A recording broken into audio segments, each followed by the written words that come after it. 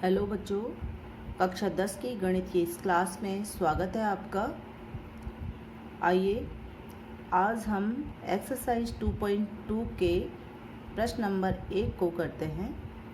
तो देखिए कि प्रश्न क्या है।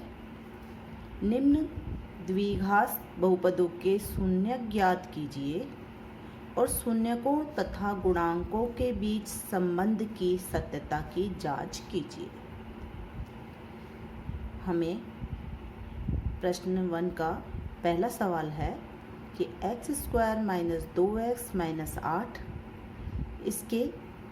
इस सवाल में दो पार्ट है कि पहले तो हमें इसके शून्य ज्ञात करने हैं और फिर इसके शून्यकों तथा गुणांकों के बीच जो संबंध होता है उसकी सत्यता की जांच करनी है कि वो सत्य है या नहीं। तो आइए चलते हैं। दिया गया बहुपद क्या है? दिया गया बहुपद है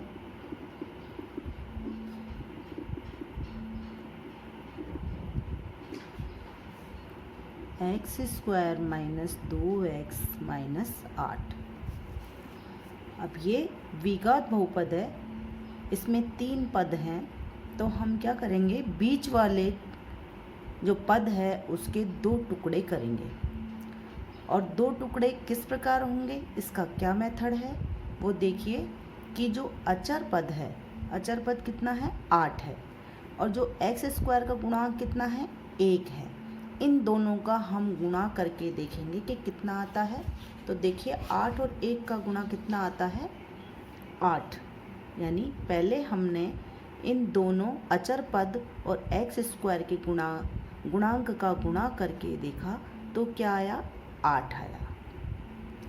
अब इसके बाद में हम इस 8 के ऐसे गुणनखंड करके देखेंगे, कौन कौन से इसके गुणनखंड संभव हैं वो हम सारे लिख देंगे।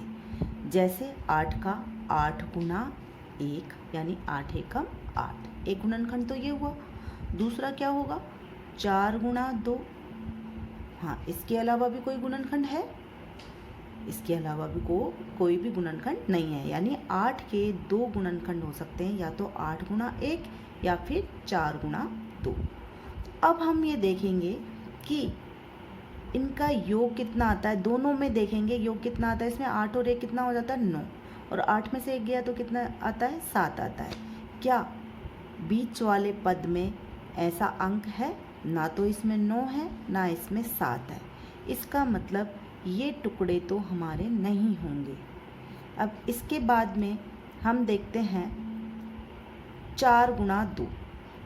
देखिए 4 में 2 को जोड़ते हैं तो 6 आता है, पर 4 में 2 को घटाते हैं तो कितना आता है 2, जो कि हमारे इस बीच वाले पद के यानी x का गुणांक है 2। तो इसका मतलब हमारे ये जो 2 टुकड़े हो गए -2x के हम टुकड़े, हमने एक तो किया 4 और दूसरा है हमारा 2। यहाँ माइनस में है इसलिए बड़ी संख्या को हम माइनस में करेंगे।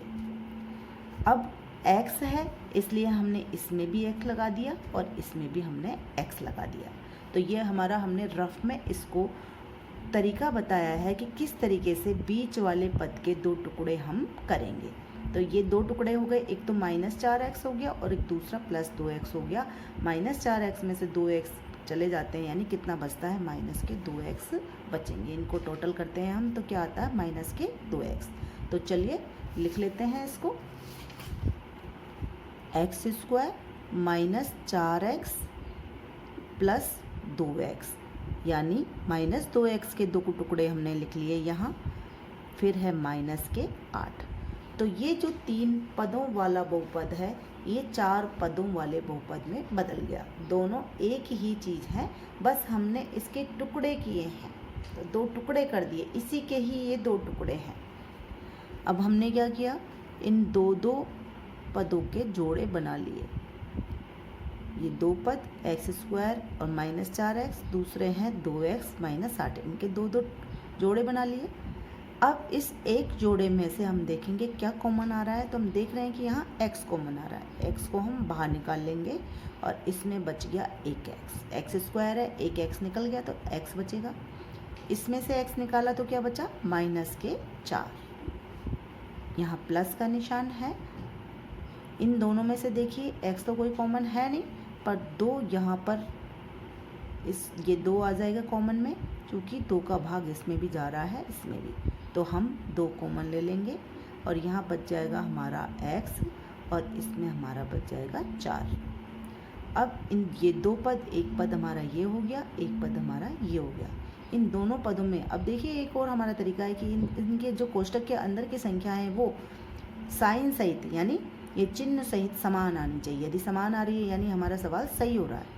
अब x-4 को हमने बाहर निकाल लिया इन दोनों में से, तो x-4 जब बाहर निकल गया तो इसमें से क्या बचा x, इसमें से x-4 निकल गया तो क्या बचा प्लस के 2। तो दिए गए बहुपद के हमने गुणनखंड कर लिए, तो हमारे वो इसके बराबर क्या आया x-4 और x + 2। अब हमें इस बहुपद के क्या ज्ञात करने हैं, पहले शून्यक। तो शून्य ज्ञात करने के लिए हम क्या करेंगे, इसको किसके बराबर कर देंगे, 0 के बराबर। अब जब हमने इसको 0 के बराबर कर दिया तो या तो ये पद हमारा 0 होगा या फिर हमारा ये पद 0 होगा। यानी हम लिख सकते हैं x-4 बराबर 0 या फिर हम लिख सकते हैं x + 2 बराबर 0। तो x-4 बराबर 0, तो x बराबर क्या हो जाएगा 4, चूँकि -4 को हम बराबर के इधर ले गए तो क्या हो गया प्लस का 4। फिर इधर देखिए x बराबर क्या हो जाएगा, +2 को बराबर के उधर ले गए तो क्या आ जाएगा -2। तो ये जो x का मान आए हैं बच्चों, वो ही इस बहुपद के शून्यक होंगे। तो हम लिख देते हैं, अतः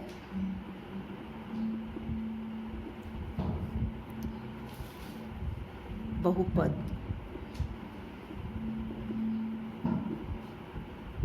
x² - 2x - 8 के शून्यक कौन कौन से हैं, 4 व -2 है।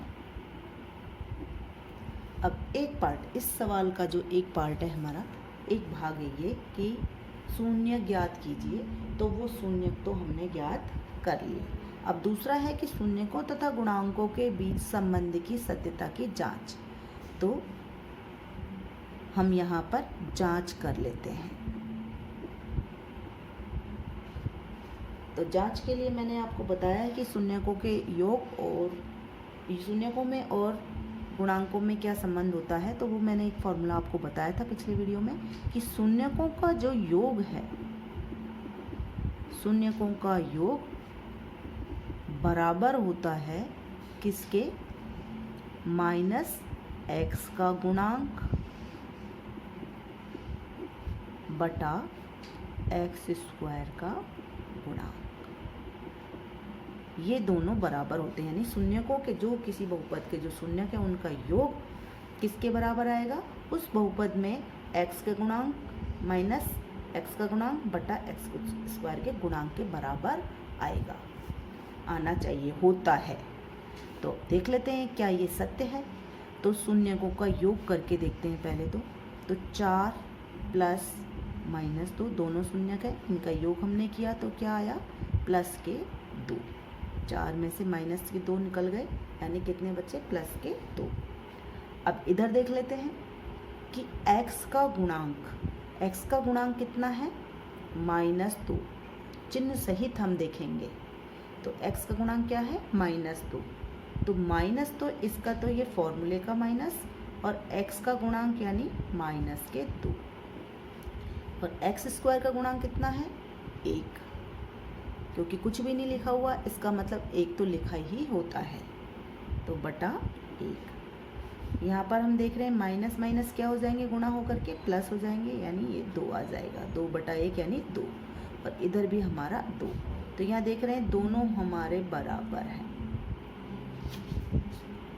ये हमारे, इसका मतलब हमारा ये संबंध है वो सत्य है। सत्यता की हमने जांच कर ली। अब देखिए एक और है हमारा इसी में ही कि शून्यकों का जो गुणनफल है,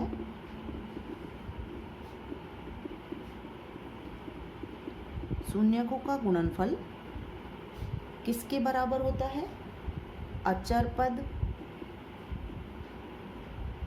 बटा एक्स स्क्वायर का गुणांक।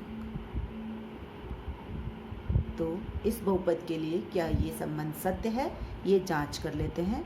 तो शून्य कौन कौन से हैं, 4 गुणा माइनस का 2, तो क्या आ जाएगा माइनस के 8। इधर भी देख लेते हैं अचर पद कितना है इसमें। अचर पद देखिए हमारा क्या है, माइनस का 8। चिन्ह सहित हम लेते हैं, ये एक्स स्क्वायर का गुणांक, ये एक्स का गुणांक और ये हमारा अचर पद। तो अचर पद क्या है, -8। तो यहाँ पर हम अचर पद यानी -8 और एक्स स्क्वायर का गुणांक हमारा 1 है, यानी ये हमारी संख्या हो गई, ये हमारा इसका मान आ जाएगा -8। तो देखिए -8 इधर आ रहा है, -8 इधर आ रहा है, यानी शून्यकों का गुणनफल बराबर है अचर पद बटा एक्स स्क्वायर का गुणांक। तो यहाँ हम लिख सकते हैं कि अतः बहुपद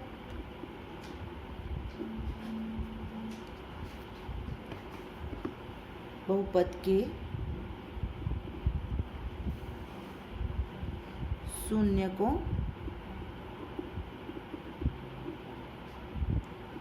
एवं गुणांकों के बीच संबंध सत्य है। हमने ये सत्यता की जांच कर ली। तो इस तरीके से ये क्वेश्चन नंबर 1 का पहला सवाल होता है।